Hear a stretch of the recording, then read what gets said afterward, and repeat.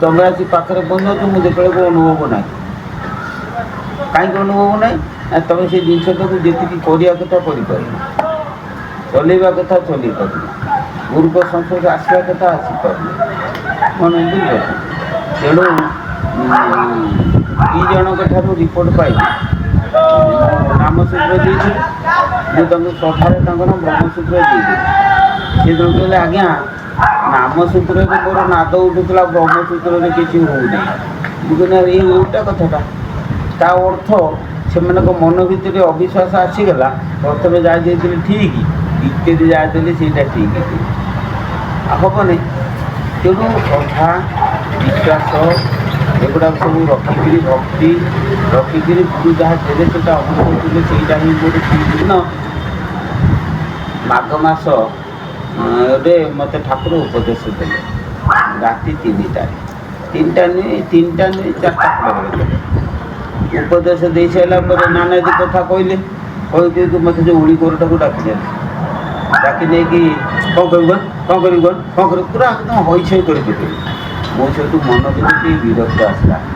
ମନ ତାଙ୍କୁ କିଛି କହିନି, କ'ଣ କହୁଛନ୍ତି ମୋତେ ତ କହିଲେ ଏଇଆ କରିବେନି, ତାକୁ ବାରମ୍ବାର କାହିଁ କହୁଛନ୍ତି। ସାଙ୍ଗେ ସାଙ୍ଗେ ଉଠେଇଲେ ହାତ, ଉଠେଇଲେ ମାନେ ସେ ରୂପ ଦେଖିଲେ ମାନେ ବିରାଟ ରୂପ ଦର୍ଶନ। ସେଇଠି ପ୍ରଥମେ ବିରାଟ ଦର୍ଶନ ଧରିଲି ଗୋଟାକୁ।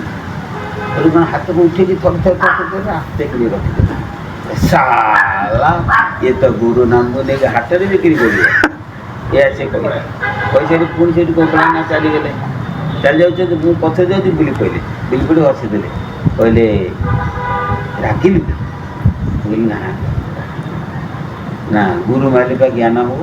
ଫାଷ୍ଟ ପ୍ରଥମ ଦିନ ଗୋଟିଏ ମାଡ଼ ଦେଲେ, ମାଡ଼ ମାନେ ସ୍ପର୍ଶ, ଗୋଟିଏ ମାଡ଼ ଦେଲେ। ସେ ମାଡ଼ରେ କହିଲେ ଗୁରୁ ମାନେ ମାଇଲେ ଜ୍ଞାନ ହବ। ଜ୍ଞାନ ଦେଇଦେଲେ। କ'ଣ ଜ୍ଞାନ ଦେଲେ ଶୁଣ। ସେତେବେଳକୁ ସକାଳ ହେଇଗଲା, 8ଟା ବେଳେ ହେଇଗଲା। ଜଳଖିଆ ଜଳିକି ଗୋଟେ ଖାଇଲୁ। ଗୋଟେ ଅଟୋ ଥିଲା, ଅଟୋବାଲା ଆସଥିଲା। ସେ ଅଟୋ ନେଇ ରିକ୍ସାବାଲା, ସେ ରିକ୍ସାରେ ବସେଇ ଦେଇକି ସେ ଉଦୟକୁ ଫେରେଇଦେଲା। କହିଲା ଯା ଘରୁ ପଳା। କ'ଣ ଘରୁ ପଳା? ବାଇକ ମଠରେ ଯିବି, ଗୁରୁ ଗୋଟାକୁ କିଛି ସାଧନ କୌଶଳ ସବୁ ଶିଖିବି। ତାପରେ ଗୁରୁ ଯିଏ ଯାହା ଦେଲେ ସେଇଟା କିଛି ନୁହେଁ। ଦେଖ ବହୁତ ଚିନ୍ତାଧାରା ଏଇଆ, ଗୁରୁ ଯାହା ଦେଲେ ସେ ତ କ'ଣ ଗୋଟେ ଦେଲେ, କିନ୍ତୁ ଆହୁରି କିଛି ମେଚେ ଖଣ୍ଡ ସାଧନା ତାଙ୍କଠାରୁ ଶିଖିବି। ଆଉ ଇଏ କ'ଣ ମୋତେ ଫେରିଦେଲେ? ରାଗ ମାନେ ପ୍ରବଳ ରାଗ। ଜ୍ଞାନ ଏଇ ଜ୍ଞାନ ହେଲା, ରାଗ ହେଲା। ରାଗି ଏଇ ଘରକୁ ଆସିଲେ ଗୋଟେ ଛୁରୀ ତିଆରି କରିବି, ସେ ଉଦୟବାବୁ ନେଇ ବୁଝିବି। କାହିଁକି ନା ସିଏ କପଟ କରି ଫେରେଇଦେଲା। ମୁଁ ଯାଇଥାନ୍ତି ବାଟିଂ ମଠ, ମୋତେ ସେ କପଟ କରି ଫେରେଇଦେଲା। ଏଇଆ ମନ ଭିତରେ ହେଲା। ସେଇଠୁ 10ଟା ହେଇଗଲା। ସେତେବେଳକୁ ଗାଁ ସେ ମୁଣ୍ଡରେ ନଈକୂଳ ମାଳ ଗଛ, ଇଏ ମୁଣ୍ଡରେ ହେଉଛି ଶିବ ମନ୍ଦିର। ମାଳ ଗଛରୁ ଯାଉଛି, ପୁଣି ଆସିକି ଶିବ ମନ୍ଦିର, ପୁଣି ଶିବ ମନ୍ଦିରରୁ ଯାଉଛି, ପୁଣି ମାଳ ଗଛରୁ ଯାଉଛି। କ'ଣ ଘଟଣା କ'ଣ?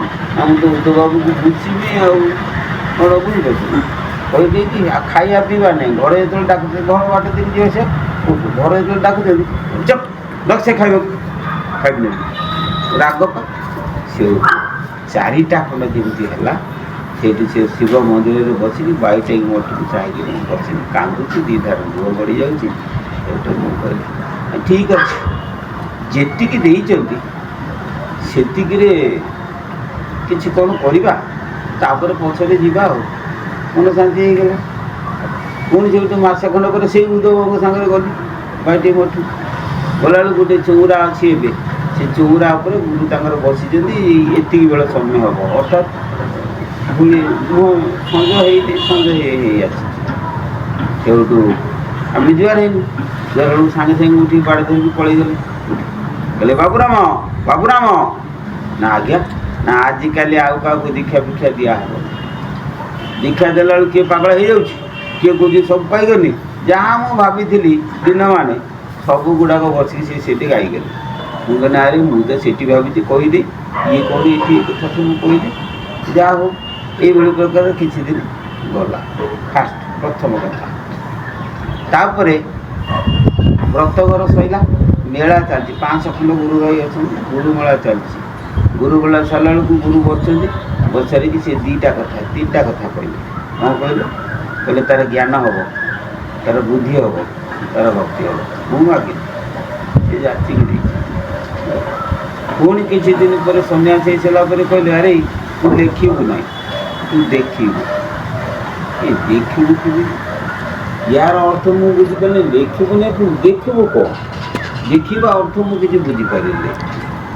ତୁମେ ଦେଖ ଯେ କିଏ କହିଥିଲା ସତୀ ଅନୁସୟା, କାହାର ପୁଅ ମାଗିଥିଲା ଯମକୁ କିଏ?